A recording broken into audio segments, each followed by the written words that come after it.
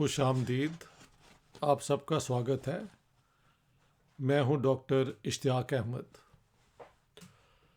आज हम अपनी जो सीरीज़ है ना, इंडियन फ्रीडम स्ट्रगल 1857 टू 1947, उसमें सर सैयद के रोल को स्टडी करेंगे।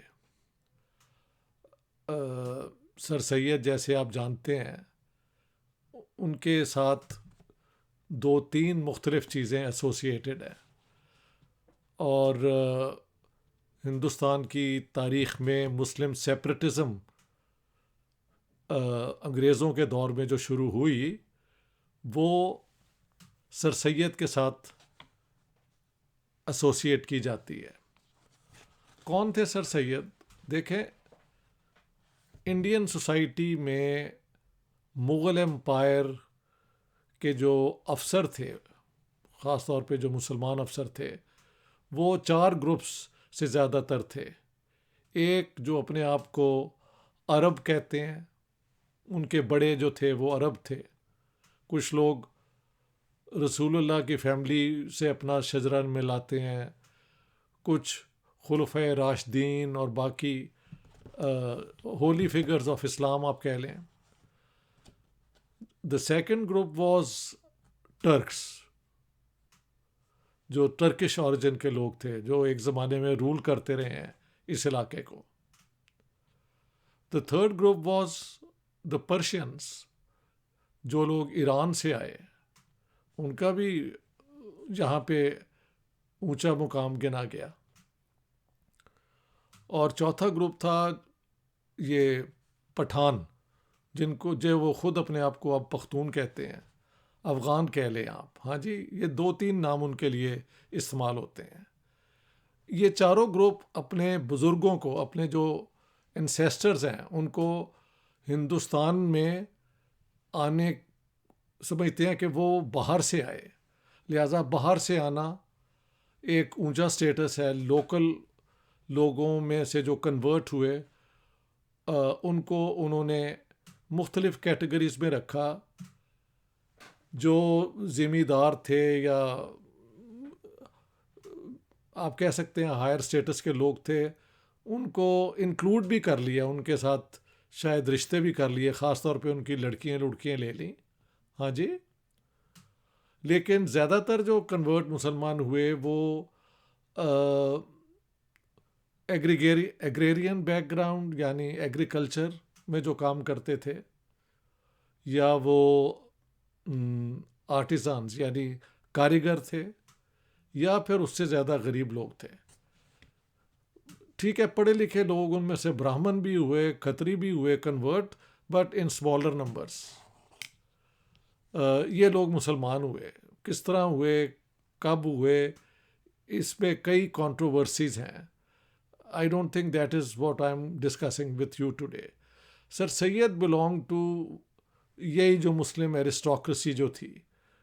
इनके बड़े जो है अफ़गानिस्तान से आए थे, और ये बड़ा हाई स्टेटस क्लेम करते थे, because they claim descend from the profit. उस ज़माने में इन चीज़ों का बहुत इम्पोर्टेंस दी जाती थी। ये एक दूसरे से शादियाँ नहीं थे करते। जैसे हिंदुओं के अंदर अपर कास्ट के अंदर भी एक है ना हायरार्की, ब्राह्मण, खत्री और वैश्य। हाँ जी, ये तीन है। तो इनके अंदर भी at the highest were the Arab origin people, then came the Turks and Persians and Pathan, जिसे आप कह सकते हैं।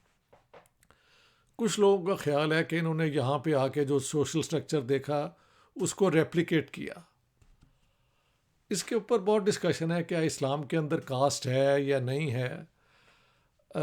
इस पे बेतहाशा पोजीशंस ली जा रही हैं, लेकिन एक जो आखिरी सरमन है होली प्रॉफिट का, उसमें उन्होंने कहा कि आज से ना काले को गोरे पे, ना गोरे को काले पे, ना अरब को अजमी पे, यानी जो गैर अरब है, कोई सुपीरियॉरिटी है, सॉय इन मैटर्स ऑफ पाइटी, कि आप कितनी नेक काम करते हैं। तो ये एक कुछ लोग समझते हैं कि इस स्पीच के होते हुए इस्लाम में टोटल इक्वालिटी है, लेकिन दिस इज़ वन पोजीशन। आप कह सकते हैं कि थियोलॉजिकल अगर ग्राउंड्स पे आपने मुसलमानों में हायरार्की पे बात करनी हो तो you can use that as an argument against it. लेकिन सोशल स्ट्रक्चर तो ऐसे ही बना कि जो ये बाहर से आए और उन्होंने हुकूमत की, तो जो हाकिम है, हमेशा दुनिया के अंदर हाकिम जो हैं वो अपने अंदर ही ख़ानदान में एक छोटे से ग्रुप में ही सर्कुलेट करते हैं। They don't want to extend privileges and status to a large number of people। ये इंग्लैंड में भी यही था, फ्रांस में भी यही था। ये तो जब जमहूरियत आई और इंडस्ट्रियल सोसाइटी आई, जिसमें अब हम पोस्ट इंडस्ट्रियल सोसाइटी कुछ लोग कहते हैं कि वेस्ट में आ गई है, हम तो अभी भी इंडस्ट्रियल सोसाइटी में we are still trying to find our position in it. लेकिन this is the age of the masses, of the right to vote, of the right to form establish political parties। दुनिया बहुत बदल गई हुई है, लेकिन जो हायरार्कीज इस पीरियड से पहले pre modern pre colonial period की जो है, उसमें तो hierarchy was taken for granted. और एक स्कॉलर हैं मसूद आलम फलाही, उनकी किताब भी मैंने देखी है, उस पर रिव्यू भी देखे हैं, जहाँ पे उन्होंने ज़ात पात मुसलमानों के दरमियान जो है उस पर बड़ी एक्सटेंडेड रिसर्च की है, जिससे ज़ाहिर है जो अशराफिया मुसलमान हैं हिंदुस्तान में वो उससे बहुत दराज हैं। लेकिन होता यही है कि जब आप एक ऑर्थोडॉक्सी और एक डॉगमा को चैलेंज करते हैं तो यू आर अटैक्ड। इसके अलावा भी अब कई लोग लिख रहे हैं, एक ग्रुप है पसमानदा मुस्लिम्स, यानी वो लोग जो अपने आप को वर्किंग क्लास ओरिजिन के समझते हैं, उनको भी वो स्टेटस नहीं दिया जाता हिंदुस्तान के मुसलमान सोसाइटी के अंदर। ठीक है, sir Syed belong to this highest status जो था ना मुग़ल एम्पायर के साथ, तो ये उनकी बैकग्राउंड है। The positive about sir Syed वो क्या था?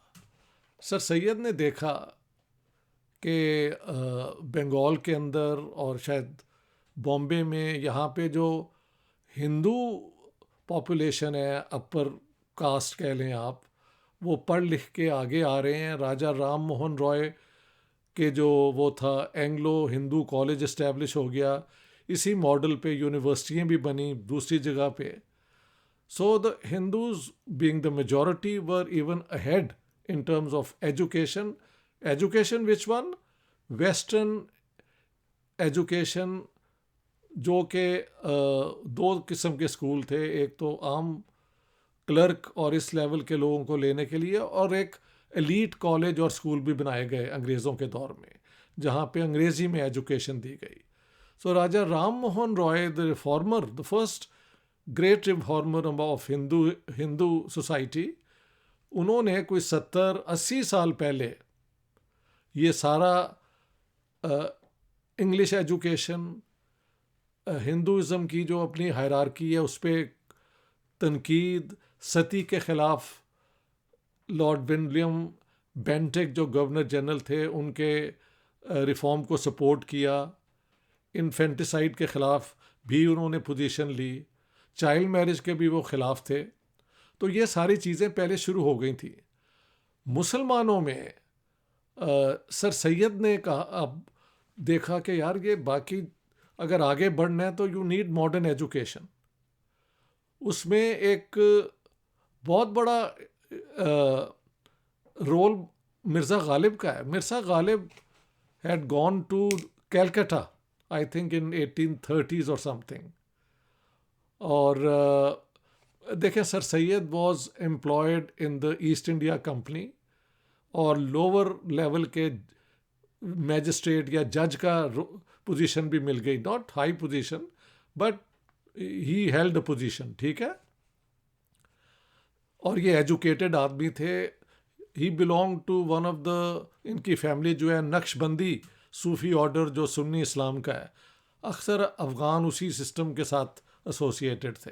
तो ये इनकी सूफ़ी बैकग्राउंड भी थी, इस्लाम का भी ये स्कॉलर गिने जाते थे, फैमिली पढ़ी लिखी थी। और लेकिन व्हेन गालिब वेंट, कि उनकी पेंशन रुकी हुई थी, तो वहाँ से उन्होंने ख़त लिखा सर सैयद को कि यहाँ पे तो एक नई दुनिया कलकत्ता में बन रही है।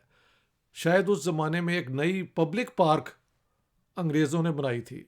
उससे पहले पब्लिक पार्क्स नहीं होती, बाग बूग होते थे, उसमें वो फैमिलीज़ के बाग थे, आम बंदा शायद वहाँ पे नहीं था आ सकता। सराय सुरुई कुछ थी, लेकिन पब्लिक पार्क और ये मॉडर्न किस्म की जो चीज़ें आई, और गालिब ने देखा, he wrote to sir Syed कि किस दुनिया में रह रहे हो, catch up, this is the new way forward. Ghalib की जो इंटेलिजेंस है उसका जवाब नहीं। Sir Syed took the cue from Ghalib and he devoted himself to the education of Muslims. ये उनके पॉजिटिव में मैं बात कर रहा हूँ। क्या क्या उन्होंने किया, let me read out to you.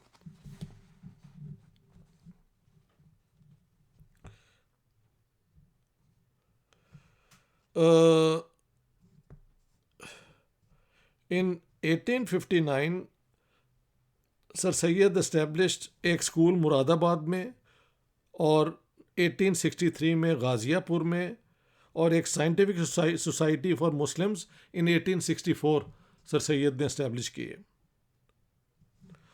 1875 में मोहम्मडन एंग्लो ओरिएंटल कॉलेज, जो बाद में मुस्लिम अलीगढ़ यूनिवर्सिटी बना, ये भी उन्होंने एस्टेब्लिश किया।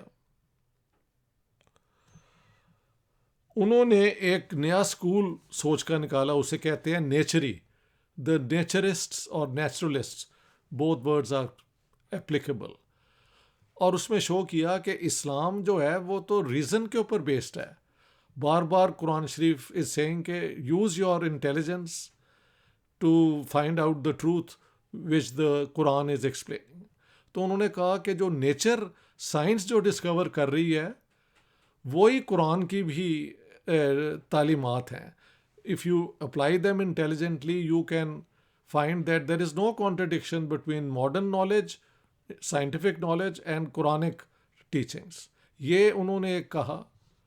साथ साथ उन्होंने ये भी एक, उस पर मैं बाद में आता हूँ, वो था political move, and that was, let me come to that letter. 1857 का टर्निंग पॉइंट हम यहाँ पे डिस्कस कर लें, क्योंकि आगे पीछे डेट्स ना हो। देखें, जब अपराइजिंग हुई, तो जैसे मैंने लास्ट टाइम पहले बताया हुआ है कि शुरू में तो बंगाल आर्मी के जो सोल्जर्स थे, उन्होंने अपने अंग्रेज़ अफसरों पे हमला कर दिया, और मेरठ में और कुछ जगह पे लखनऊ में भी हमले करके उनकी फैमिलीज़ और बच्चे और औरतों को भी मारा। उसके बाद फिर ईस्ट इंडिया कंपनी ने अपनी फ़ौजों को तैयार किया, और उन फ़ौजों में पंजाब से ये लोग ज़्यादा लेके आए, उसमें सिख भी थे, मुसलमान भी थे, और यानी नॉर्थ वेस्ट फ्रंटियर के भी कुछ इलाकों से ये लोग लेके आए। जिन लोग 1849 में जब पंजाब पे हमला हुआ था, तो फिर बिहार और यूपी से लोग लाए गए थे, जिसको अंग्रेज़ों ने इस्तेमाल किया था बाद में। I've talked about it, but it was worth mentioning. So 1857 में sir Syed played a major role in saving many British lives. और उसके बाद अंग्रेज़ों ने उनको, जाहिर है उनके लॉयलिस्टों की तो अंग्रेज़ों ने हमेशा बहुत मदद की है। एक किताब लिखी उन्होंने, छोटी सी किताब है, आप गूगल कर लें, असबाब बगावत Hind, the causes of the Indian mutiny. इसकी अंग्रेज़ी तर्जमा भी अवेलेबल है, so you can download and read it. उसमें उन्होंने ये जो बातें की, उनमें ये था, अच्छा वहाँ पे ज़ुबान ये है कि हिंदुस्तानी, विच मीन्स ऑल इंडियंस, कि आपने हिंदुस्तानियों के कस्टम्स में इंटरफेयर किया है, उनके आपने लड़कियों के स्कूल खोले हैं जो मुसलमानों को बिल्कुल पसंद नहीं है. You are trying to bring modern education to Muslim girls, और so on and so forth. कई और भी उन्होंने जेन्युइन बातें की कि आपने कई लॉज ऐसे बनाए हैं जो फिट ही नहीं होते यहाँ पे. तो साथ साथ सर सैयद ने एक बड़ी इंटरेस्टिंग बात की जो मेरी जिन्ना वाली किताब में है, कि उन्होंने कहा ये सारी चीज़ें जो हैं, इन सबसे बड़ा जो आपने गलती की वो ये थी कि जो आपके हैं ना यूनिट्स आर्मी के, उसमें हिंदू और मुसलमानों को आपने एक ही प्लेटून जो होती है, हाँ जी, उसके अंदर रखा हुआ है. जब वो एक ही प्लेटून में होते हैं तो वहाँ पे वो इकट्ठा खाना भी बनाते हैं और वहाँ पे वो बैठ के मिल के बातें भी करते हैं. और जब वो बातें करते हैं तो उनमें दोस्ती हो जाती है, भाइयों जैसा रिश्ता पैदा हो जाता है. ये आपकी सबसे बड़ी गलती थी. Why did he say that? Because उस बगावत में, ये जो है सिपॉय म्यूटनी और द वॉर ऑफ इंडिपेंडेंस में, Hindus and Muslim soldiers of the Bengal army attacked the British officers. और इन्होंने बहादुर शाह जफर को, who was not keen on becoming the emperor of India again, he was an emperor in name only, decoration. इन्होंने कहा कि हम तो उन्हें मानते हैं अपना रूलर, एंड नॉट ये जो इंग्लिश ईस्ट इंडिया कंपनी की हुकूमत है. तो सर सैयद देन राइट्स असबाब बगावत हिंद. वहाँ पे वो ये कहते हैं कि जो ऊंचे नस्ब के मुसलमान हैं, यानी अशराफिया, अपर क्लास मुस्लिम्स हैं, उन्होंने तो कोई बगावत नहीं की, उसमें हिस्सा नहीं लिया. ये तो जो लो कास्ट मुस्लिम्स हैं, और लो कास्ट मुस्लिम्स में उन्होंने ख़ास तौर पे ये वर्किंग लोगों को, जो वीवर्स हैं, बाय नेम जुलाहा कह के कहा कि ये तो वो लोग हैं जिन्होंने ज़्यादातर बगावत की है, विच इज़ नॉट ट्रू. उसमें कई मुस्लिम रूलर्स ने भी हिस्सा लिया था. लेकिन anyhow sir Syed wanted the British to believe that the Muslim aristocracy was not involved, और अगर मुसलमानों ने इसमें हिस्सा लिया है तो ये वो मुसलमान हैं जो छोटे स्टेटस के हैं. हुआ क्या था कि बाय दैट टाइम जो हिंदुस्तान की एक बहुत बड़ी मैन्युफैक्चरिंग लेवल प्रोडक्शन थी टेक्सटाइल्स की, मुस्लिम आप कह सकते हैं, क्लॉथ की, वो उसको इन्होंने डिस्ट्रॉय कर दिया था बाय द इंडस्ट्रियल रेवोल्यूशन. और अब मार्केट ब्रिटिश प्रोडक्ट्स की आ रही थी. जब ये हुआ तो हज़ारों जो ये वीवर्स थे, ये बेचारे बेकार हो गए, क्योंकि उनका प्रोडक्ट ही नहीं था बिकता. इतने ज़्यादा टैक्स लगा दिए थे, तो जाहिर है उन्होंने भी इसमें हिस्सा लिया था. लेकिन साथ साथ इसमें एक बहुत बड़े आलम है इस्लाम के, Shah Waliullah was dead by that time. लेकिन उनके दो बेटे शाह इस्माइल और शाह अब्दुल अजीज़, उन्होंने तो फतवा दे दिया था कि ये जो अपराइजिंग है ये एक जिहाद है अगेंस्ट ब्रिटिश रूल. तो sir Syed was now just using those arguments which suited his purpose. What was he trying? वो कोशिश कर रहे थे कि मुसलमानों और अंग्रेज़ों का एक साथ हो जाए. मुसलमानों में जो बगावत की सेंस है ना अंग्रेज़ों के ख़िलाफ़, वो ख़त्म हो जाए. उन्होंने देख भी लिया, he was a very intelligent man, कि the Muslim aristocracy stood no chance. The British East India Company was too strong. तो if you can't defeat them, join them. This is the old wisdom of all survivors. हमेशा ये होता है कि जब आप देखते हैं कि आप तो लड़ ही नहीं सकते, तो आप फिर ज्वाइन भी कर सकते हैं. This is one choice. तो उन्होंने कहा आप अंग्रेज़ों का साथ दें. ये नेचरी स्कूल जो है, इसके ऊपर सर सैयद के बाद उनके फॉलोअर्स कोई ज़्यादा नहीं बन सके, बल्कि देवबंद जो कि कंजर्वेटिव इस्लाम का था, सीट 1866-67 में इस्टेब्लिश हुआ, वहाँ पे वो पुरानी क्लासिकल जो है इस्लामिक टीचिंग्स उस पे जोर दिया गया, और रैशनलिज्म जो कि सर सैयद जिसके हक में थे उसको अपोज किया गया कि ये तो गैर इस्लामी है, this is against the spirit of Islam and against the spirit of Quran.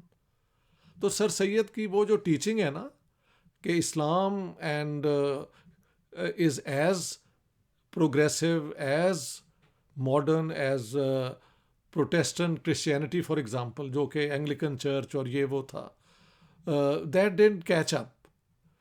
अलामा इकबाल ने भी उसके कोई ज़्यादा follow, he went back to the old sharia argument.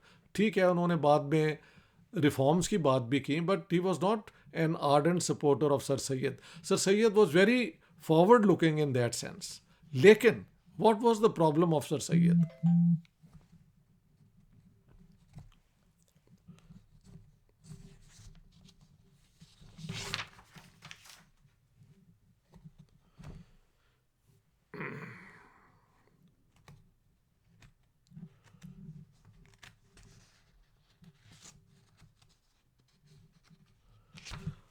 हाँ, कहाँ पे जाके अब प्रॉब्लम शुरू होता है। देखें, सर सैयद ने एजुकेशन की बात तो की और मुसलमानों को कहा कि मॉडर्न एजुकेशन की तरफ जाएं, but this was clearly meant for upper caste upper class Muslims.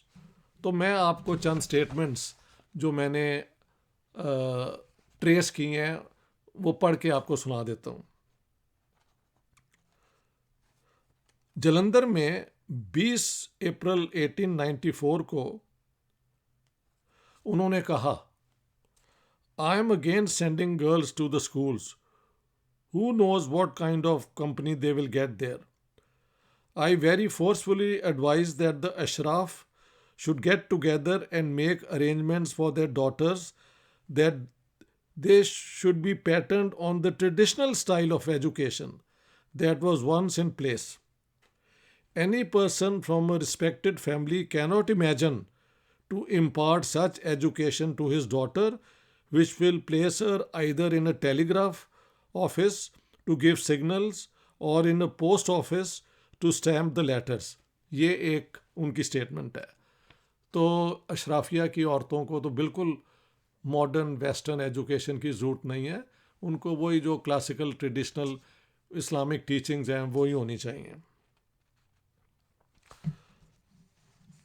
Once एक मदरसा अंजुमन इस्लामिया बरेलवी में बना, जहाँ पे उनको इनवाइट किया गया कि आप आके ना इसकी इनॉग्रेशन इफ्तिताह कीजिए, जहाँ पे उन्होंने कहा कि भाई यहाँ पे एक, और उन्होंने जो इन्होंने इंग्लिश मॉडल एजुकेशन इंट्रोड्यूस की थी, ये बरेली में भी की गई। तो उन्होंने पूछा कि यहाँ पे बच्चे किस के आएंगे पढ़ने के लिए। तो उन्होंने कहा जी यहाँ पे हमारे मुसलमान जो दुकानदार हैं, कारीगर हैं, ये सारे लोग यहाँ जो हैं उनके बच्चे आएंगे। तो वहाँ पे उन्होंने कहा,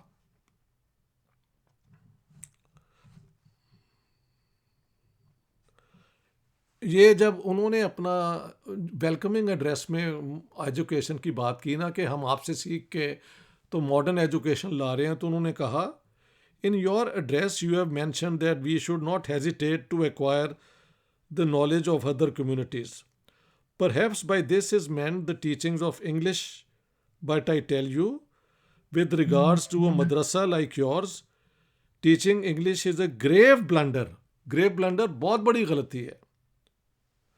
There is no doubt that there is a pressing need for knowledge of the English language and for the teaching of British sciences.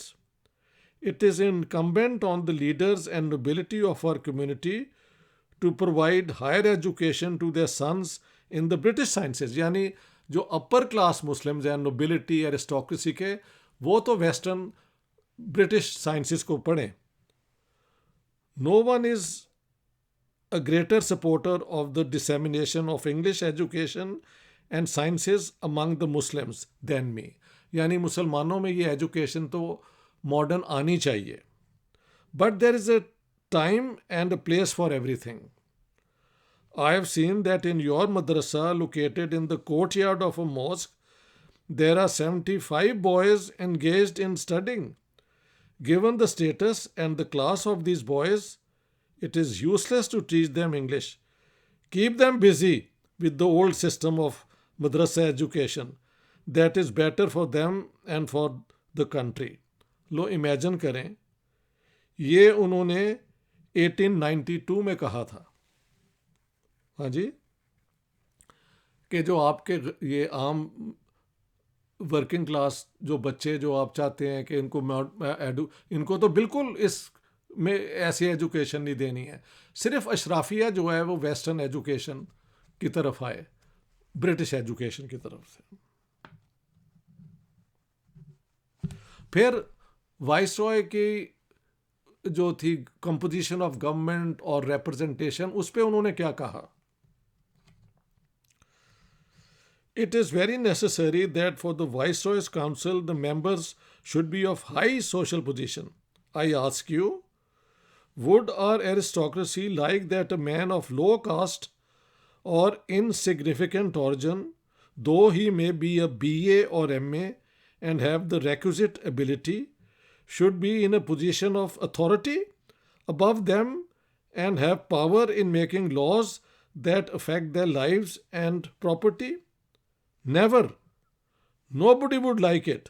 और वहाँ पे बड़ी, यानी कि क्या आप चाहेंगे कि एक लो कास्ट का कोई मुसलमान जो है या हिंदू वटेवर, मुसलमानों की बात हो रही है, कि वो एमए और बीए करने के बाद उसको पोजीशन ऑफ अथॉरिटी मिल जाए और वो फैसले करे जो आप पे अप्लाई करते हो? No, never. और वहाँ पे ये शोर मचा। A seat in the council of the Viceroy is a position of great honor and prestige. None but a good breeding can the Viceroy take as his colleague, treat as his brother, and invite to entertainments at which he may have to dine with dukes and earls. Hence, no blame can be attached to government for making those great raises members of the council. रईसेस। उन्होंने कहा जो आपने ये council बनाई है consultation के लिए, इसके अंदर अगर आप अपर क्लास लोगों को लाएं और उनको एंटरटेन करें, उनसे मशवरा लें, ओपिनियन, हाँ जी, तो वो तो अच्छी बात है। लेकिन ये हाई ब्रीडिंग, यानी जैसे घोड़ों की ब्रीडिंग होती है, कुत्तों की ब्रीडिंग होती है, तो इंसानों की भी ब्रीडिंग होगी कि जो हाई ब्रीड के लोग हैं वही आपकी काउंसिल में होने चाहिए। फिर जो उस ज़माने में कंपेटिटिव एग्ज़ाम शुरू हुए थे, उसमें वो क्या कहते हैं? What is the result of competitive examination in England? You know that men of all social positions, sons of dukes or earls, of darzis and people of low rank, are equally allowed to pass the examination. Men of both high and low family come to India in the civil service, and it is the universal belief that it is not expedient for government to bring the men of low rank, and that the men of good social position treat Indian gentlemen with becoming politeness, maintain the prestige of the British race, wajiba, and impress on the hearts of the people a sense of British justice, and are useful both to government and to the country. Now let us suppose the Viceroy Council to be made in this manner, and let us suppose first of all that we have universal suffrage as in America, and that everybody chamars and all have votes. So democracy, हर एक को right of vote मिलना, उसके भी बिल्कुल ख़िलाफ़ है। अब caste system और इस्लाम में है या नहीं है इज़ नॉट इम्पॉर्टेंट, लेकिन सर सैयद जब बात कर रहे थे तो आम मुसलमानों की बात नहीं की उन्होंने वो क्लास जो डेमोक्रेसी में यूनिवर्सल एजुकेशन से शुरू करते हैं में आगे बढ़ सकती थी, उसको रोकने की बात की। राइट टू वोट, लोगों को मत मिले, ये सारी आर्च कंजर्वेटिव, अल्ट्रा कंजर्वेटिव सोच है। तो sir Syed definitely rational sciences में बिलीव करते थे, लेकिन साथ साथ स्ट्रिक्ट सोशल हायरार्की में। अब मैंने तो आपको उनकी कई ये चीज़ें जो हैं सुना दी हैं ताकि इस पर कन्फ्यूजन ही ना हो। लेकिन सारी चीज़ों का चेंज क्या है? देखें, अंग्रेज़ के आने के बाद जो दुनिया बदली ना, वो इंटरकनेक्टेडनेस बहुत तेज़ हो गई। कॉलेजेस आए, यूनिवर्सिटीज़ आए, जो ब्रिटिश अपने तरीके से लेके आए, इसमें कोई शक नहीं है। उन्होंने अपने पूरे इंस्टीट्यूशंस यहाँ पे ट्रांसप्लांट किए और उनको चला के दिखाया भी। उन्होंने काउंसिल्स बनाई, इलेक्शंस किया। सर सैयद कह रहे हैं कि now right to vote common मुसलमान को दिया जाए, और एक आम दर्जी का बेटा जो है वो कंपटीशन का एग्ज़ाम कैसे पास करके तो उसमें क्वालिफाई कर सकता है? कोई ऐसी चीज़ ना हो। तो sir Syed was very elitist. आम मुसलमानों का उन्होंने नहीं सोचा, उन्होंने उस क्लास का सोचा जो डेमोक्रेसी में और मैस एजुकेशन में और मॉडर्न सोसाइटी में लूज़र उन्हें नज़र आती थी, जो उनकी अपनी क्लास थी। आप ये भी कह सकते हैं कि राजा राम मोहन रॉय ने देखा होगा कि अगर हमने हिंदू रिफॉर्म ना किया तो शायद क्रिश्चियनिटी ना फैल जाए, लोग मुसलमान ना हो जाए। Nothing wrong with it, but we have to realise कि सोशल कॉन्टेक्स्ट क्या है इन रिफॉर्म्स का। As far as sir Syed is concern, उनके मैंने 2-3 चीज़ें आपको बता दी हैं, सोशली कंजर्वेटिव। लेकिन हुआ क्या? बात यह है कि मुस्लिम ये जो 4 ग्रुप इन्होंने आइडेंटिफाई किए थे अशराफिया के, अरब ओरिजिन, टर्क, पर्शियन और पठान, ये तो 10-15% है। जहाँ जहाँ राइट टू वोट आ रहा था, काउंसिल्स की बात हो रही थी, लोकल गवर्नमेंट की बात हो रही थी और इलेक्शंस की बात हो रही थी। और ठीक है, शुरू में उनके ज़माने में तो बहुत नैरो रखा गया, वो क्या कहते हैं, सफरेज यानी right to vote, but it was going to expand and you could see it कि in democracy the Muslim aristocracy would be a loser. So what do? You try to save the British rule for all times to come. Let me ताकि कोई confusion ना रहे, आगे चलते हैं। जब where does he become communal, openly communal? He was very critical of the Indian National Congress. उनका ख्याल था कि कांग्रेस बंगाली हिंदुओं की पार्टी है जो मुसलमानों पे छा जाएगी, तो आप बिल्कुल इससे दूर रहें, आप अंग्रेज़ों के साथ मिल के इसे रोकें, इसमें मत जाएं। एक और इंसिडेंट हुआ जहाँ पे एक और उन्होंने अजीब बात की। 1880s में, Indian national Congress is founded in 1885, I think 1886 और समथिंग अराउंड दिस। इशू ये था कि 1837 में the British removed Persian in the UP and introduced Urdu. और उर्दू की इंट्रोडक्शन से, उर्दू पहले ही मुग़ल एम्पायर में ज़्यादा से ज़्यादा अप्लाई होनी शुरू हो गई थी। हाँ जी, तो उससे मुसलमानों को बहुत एडवांटेज था। 2 हिंदुओं की कास्ट जो हैं वो पर्शियन और उर्दू दोनों जानते थे, कश्मीरी ब्राह्मण और कायस्थ। अपार्ट फ्रॉम दैट जो मेजॉरिटी ऑफ हिंदूज थी वो तो हिंदी संस्कृत में पढ़ाई लिखाई अपनी करते थे। तो एक मूवमेंट वहाँ पे यूपी में, ये मैस पॉलिटिक्स का ज़माना आ गया, वे masses want the rights, because the British government was not just based on force, it claimed that it represented justice, and justice then means representation, employment, ये इस किस्म की बात होती है ना।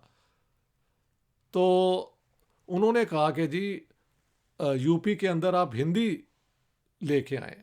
Sir Syed reacted to that very sharply कि ये क्या हो रहा है, ये तो हिंदू रिवाइवलिज्म है, हम इसके हक में नहीं हैं। और वहाँ पे उन्होंने एक स्टेटमेंट दी जो बाद में मुस्लिम लीग का प्रिंसिपल बना, एंड दैट वाज, उन्होंने कहा कि मुसलमानों की ज़ुबान उर्दू है, लिहाजा मुसलमानों से छीनी जा रही है उनकी लिटरेसी।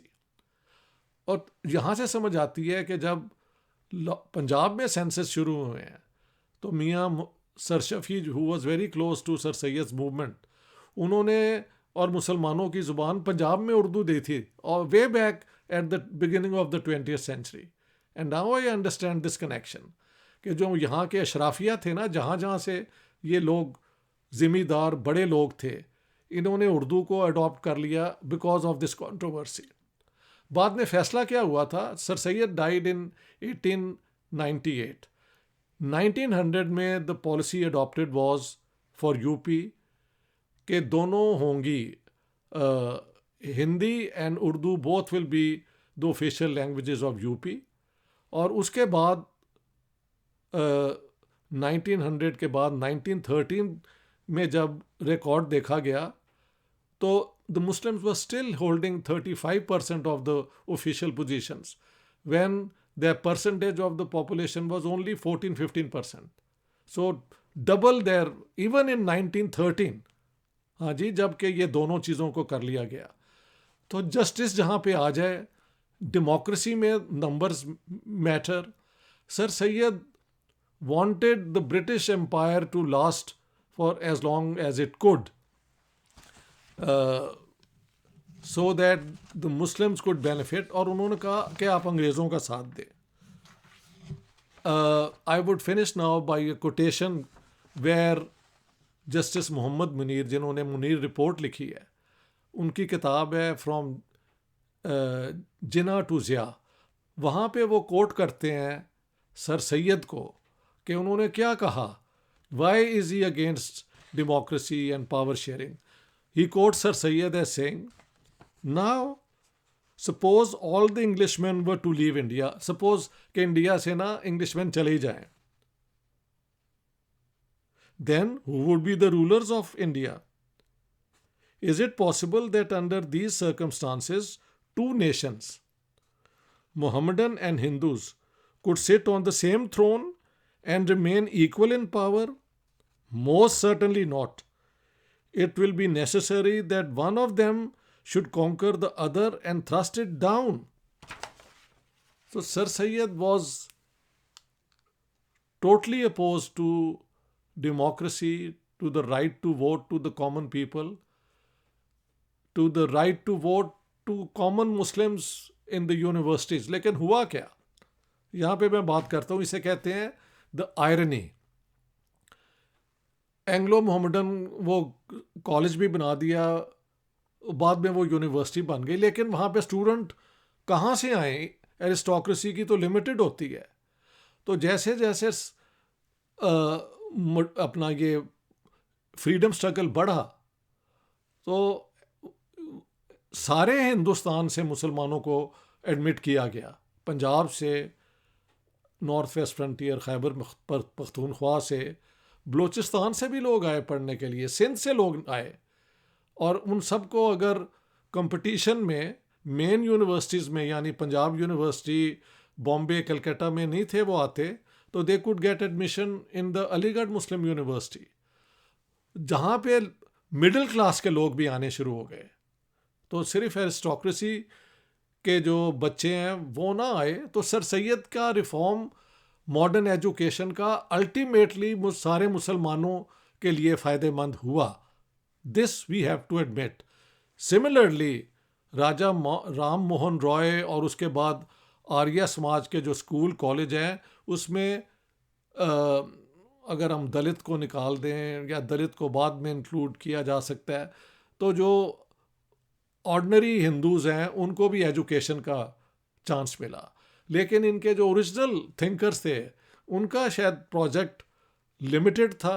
कम से कम sir Syed was very clear, मैंने तो कोट कर दिया है, नो एजुकेशन फॉर गर्ल्स, अशराफिया गर्ल्स वो कहीं काम तो कर नहीं सकती, तो why should they have a modern education. और आम मुसलमानों के बच्चे जो हैं वो अंग्रेज़ी एजुकेशन लें, not at all, they are not fit for that, they are fit for working in inferior jobs. और सिविल सर्विस में दर्जियों के बेटे और ये भी क्वालिफाई करके आ जाएं और हम पे हुक्म चलाएं। मैंने आपको सब सर सैयद का सुना दिया। लेकिन इसमें कोई शक नहीं कि उनके जो रिफॉर्म है अल्टीमेटली उसमें से मुस्लिम सेपरेटिज्म भी आई, डिमांड फॉर पाकिस्तान भी आया। तो पाकिस्तान में तो उन्हें बहुत सेलिब्रेट किया जाता है। He is the founder of Muslim separatism, no doubt. Jinnah became his follower very late, and then when he became his follower, he used it to get Pakistan. Simple as that. We'll come to that as we go along. ये logic वहाँ से शुरू होती है। हाँ जी, so this is my understanding. 3 level. Sir Syed की social origin क्या है, his interest in science and modern education, उनके एजुकेशनल रिफॉर्म्स, वो इंग्लैंड भी गए थे, वहाँ से कैम्ब्रिज का पैटर्न लाए और एंग्लो मोहम्मदन कॉलेज अलीगढ़ में हुआ, बाद में वो यूनिवर्सिटी बनी। ये उनकी लास्टिंग कॉन्ट्रीब्यूशंस हैं। लेकिन कोई मुझे बता रहा था कि अब भी अलीगढ़ मुस्लिम यूनिवर्सिटी में कोई कॉलम है कि ये जो स्टूडेंट हैं ये अशराफिया से हैं। I don't know, I have not seen it, but I was told कि दिस एग्जिस्ट इवन नाउ। और तो और पंजाब में मुझे पता है कि जब मैंने एफसी कॉलेज में एडमिशन ली तो वहाँ पे एक कॉलम था एग्रीकल्चरल बैकग्राउंड और नॉन एग्रीकल्चरल। साफ है, नॉन एग्रीकल्चर अगर आप हों तो आपका स्टेटस वो रिड्यूस हो जाता है। Fortunately my grand father was, he owned land, so I fitted in very well. My father had studied at FC college. Government college में भी ये था, ये प्रेस्टिजियस कॉलेज थे जो कि कोशिश करते थे कि टैक्स पेइंग जो हैं लोग उनके ही औलाद ही पढ़ सके। लेकिन 20th century, 21st century is the century of democracy, more freedom. Dalit जो हैं वो अपनी मूवमेंट को तेज़ किया है उन्होंने और बहुत चेंजेस आई हैं thanks to the Indian constitution and some of the reforms. Not enough has been, I mean there is a lot to be covered by Hindu society, if we can call it, by India. लेकिन मुसलमान जो हैं India में वो पीछे रह गए, उस पर कहीं बाद में बात होगी। तो मेरे ख्याल से, और so I would like to end here कि sir Syed was a reformer with a very conservative position on social class, who was qualified for modern education. He was against democracy. He was against the Indian National Congress, saying that it is going to be a party dominated by Hindus. And then he says कि India के अंदर अंग्रेज चले जाएं तो इन दो में से कौन रूल करेगा। यानी मल्टी पार्टी सिस्टम जहाँ पे हिंदू मुसलमान सारे अपना करियर बना सकें, वो ही overrule that. He belong to a part of India where the Muslims were in a minority, and still he thought कि इनमें से एक डोमिनेट करेगा और दूसरे को थ्रस्ट डाउन करेगा। यानी पुरानी फ्यूडल सोच सर सैयद की थी अबाउट द पॉलिटिकल ऑर्डर। यहाँ पे मैं ख़त्म करता हूँ आज का ये discussion on sir Syed. Thank you very much.